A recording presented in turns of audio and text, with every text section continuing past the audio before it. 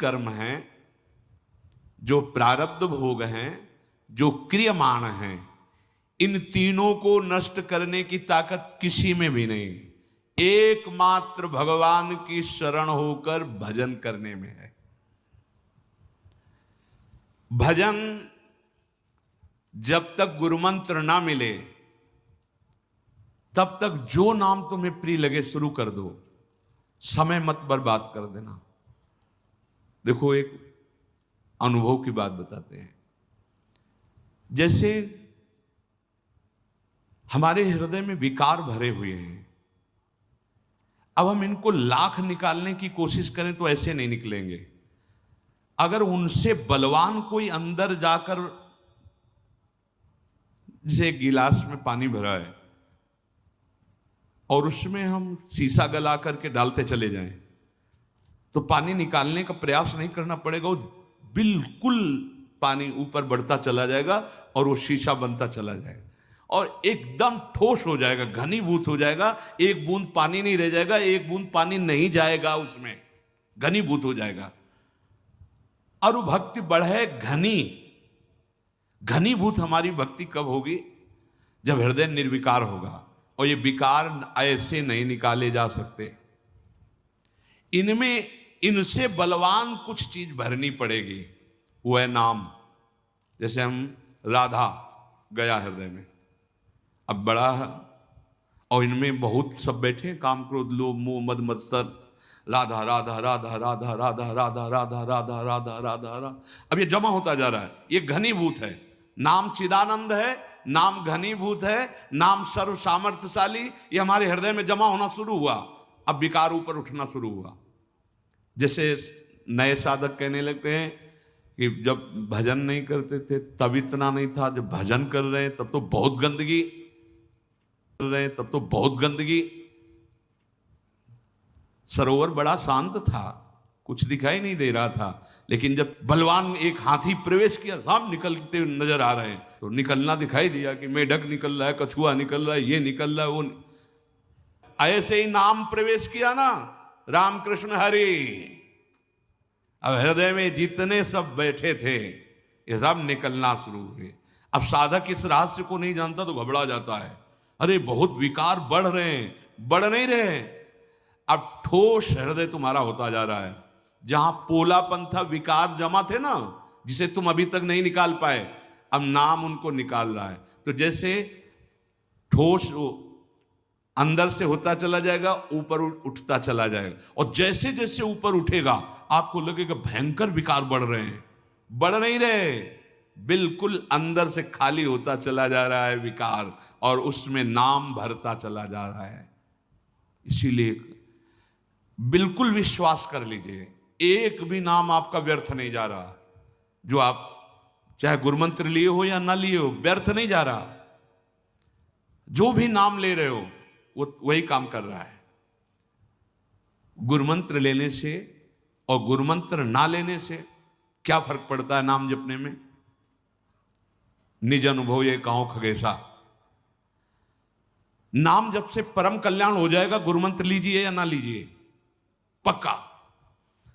लेकिन भाव स्वरूप प्राप्त करके सेवा में पहुंच, इसके लिए गुरु के बिना नहीं होगा, इसके लिए नहीं होगा, पक्का समझो।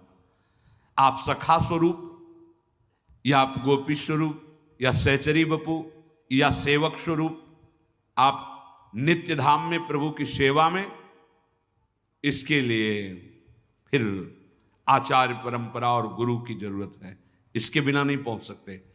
कल्याण, दुर्गति से बच जाना, जो नाम तुम्हें प्रिय लगे वो नाम उच्चारण करो, बिल्कुल पक्का कल्याण हो जाएगा। लेकिन भाव देह प्राप्त करके सेवा में बिना गुरु के नहीं, या ब्रह्मबोध बिना गुरु के नहीं, कल्याण दुर्गति नरक आदि नहीं जाओगे। आपकी नाम महिमा इतनी मंगलमय है, लहर समुद्र में लीन होने के लिए वायु निकाल दिया तो समुद्र ही बन गया। लेकिन प्रेमानंद अनुभव करने के लिए या ज्ञानानंद अनुभव करने के लिए, इसके लिए सदगुरु के बिना वो जीते जी जीवन मुक्त अवस्था है। नाम में बड़ी सामर्थ, ये चिंतन करो इस बात का, तुम जितना नाम जप कर रहे हो, भाव बन रहे ना बने, वो अंदर जा रहा है और तुम्हारे हृदय की पोलेपन को ठोस कर रहा है, भरता चला जा रहा है, विकार ऊपर उठते चले जा रहे हैं। घबराना नहीं, और नाम बढ़ाओ और नाम बढ़ाओ, एक दिन पूरा हृदय नाम से भर जाएगा। और जहां हृदय नाम से भरा कि नाम ही प्रकाशित हो गया, जीवन मुक्त हो गए, संचित भस्म हो गए, प्रारब्ध निष्प्रभावित हो गए, क्रियमाण निष्फल हो गए। नाम मन की ऐसी वृत्ति बना लीजिए कि एक क्षण भजन के बिना चैन न पड़े। मन की वृत्ति की यहां बात कर रहे हैं, क्योंकि विधि यज्ञात् जप यज्ञो विशिष्टो 10 गुणैः उपांशु स्यात् शत गुणः साहस्रो मानसः स्मृतः। जो यज्ञों की बड़ी महिमा है, उसमें सर्वश्रेष्ठ यज्ञ जप यज्ञ कही गई। यज्ञानाम जप यज्ञोस्मि, भगवान कह रहे हैं। जप यज्ञ को स्वयं श्री कृष्ण कह रहे हैं, मैं ही हूं। जो आप नाम जप करो, साक्षात भगवान नाम रूप में ये जप यज्ञ जो हो रही, ये सबसे बड़ी यज्ञ है। जितने यज्ञों का शास्त्रों में वर्णन किया गया है, अश्वमेध, राजसूय और बहुत सी यज्ञ हैं, सब यज्ञों में सर्वश्रेष्ठ यज्ञ यज्ञानाम जप यज्ञोस्मि। देखो, 1 रुपया खर्चा नहीं है, और सबसे बड़ी यज्ञ, जैसे ये राजसूय यज्ञ है, ये कोई चक्रवर्ती सम्राट और महाबली जो पूरे विश्व को जीत सके वही कर सकता है। अश्वमेध यज्ञ, घोड़ा छोड़ा जाता है, पूरे विश्व पर विजय प्राप्त करके कोई घोड़े को रोक ना पावे। और कई तरह की बहुत प्रकार की यज्ञ हैं। उन सब यज्ञ भगवान यज्ञेश्वर श्री हरि के लिए ही है, पर सब यज्ञों में श्रेष्ठ यज्ञ जप यज्ञ है, जो स्वयं भगवान का स्वरूप है। यज्ञानाम जप यज्ञोस्मि, मैं स्वयं जप यज्ञ हूं, सब यज्ञों में श्रेष्ठ।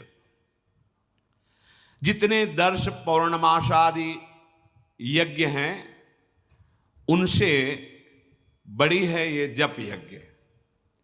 एक करे राजसूय यज्ञ, अश्वमेध यज्ञ, और एक करे जप यज्ञ, तो उससे 10 गुना बढ़कर के लाभदायक जप यज्ञ है।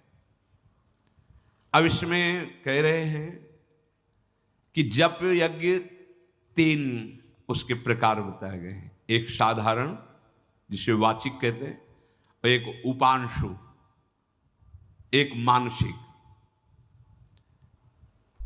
साधारण जप के 1000 मंत्रों से जो लाभ मिलता है, उपांशु के 100 मंत्रों से मिल जाता है, और मानसिक के 1 मंत्र से मिल जाता है। ये समझिए, जैसे 1000 बार जो जपा से राधा वल्लभ श्री हरिवंश, राधा वल्लभ श्री हरिवंश, राधा वल्लभ श्री हरिवंश, इसे कीर्तन नहीं कहते। कीर्तन तो उसे ही कहते हैं जो उच्च स्वर से होता है, इसे जप कहते हैं। इसे वाचिक जप कहते हैं, जिसे शास्त्रीय भाषा में साधारण जप कहते हैं। वाचिक साधारण जप का 1000 और उपांशु 100। अगर 100 बार ऐसे, तो साधारण जो 1000 बार कहा, वो उपांशु, जिह्वा अंदर चल रही, शब्द उच्चारण नहीं हो रहा है, पर लग रहा है आप जप कर रहे हो, इसे उपांशु जप कहते हैं। ये 100 जपे और वो 1000 जपे। और मानसिक जप, न ओठ न जबान, सामने लिखा हुआ है राधा वल्लभ श्री हरिवंश, चल रहा है। ये प्रारंभ में नहीं चलेगा, 1-2 बार करके भाग जाएगा। प्रारंभ में ज्यादा सिद्ध बनने की कोशिश न करे। हाँ, जो एक क्रम है उस क्रम से चले। पहले अपनी जिह्वा को रगड़े इस नाम से, जैसे 2 लकड़ियों के रगड़ने से अग्नि पैदा हो जाती है, अरण्य मंथन, ऐसे जीभ और नाम जब दोनों का रगड़न होता है, तो दिव्य ज्ञान वैराग्य भक्ति का प्रादुर्भाव होता है, ज्ञानाग्नि प्रकट हो जाती है, भस्म कर देती है अज्ञान को। ये परिणाम है मानसिक जप, जीवन की साधना का परिणाम है। आँख खुली हो या बंद हो, चल रहा है, तभी हर कष्ट हर अपमान मुस्कुराकर सह सकता है वो उपासक, क्योंकि मन ही तो दुख सुख का अनुभव कराता है। वो मन मानसिक जप में लगा हुआ है। बहुत बड़ी महिमा मानसिक जप की है। 24 घंटे में कुछ सेकंड का अभ्यास कर लो मानसिक का, शेष मन उपांशु में बदलो। उपांशु में नहीं रुक रहा तो वाचिक में ले आओ नाम को। हमें तो नाम से खाली नहीं रहना, पर कुछ सेकंड सही देखो मानसिक करके।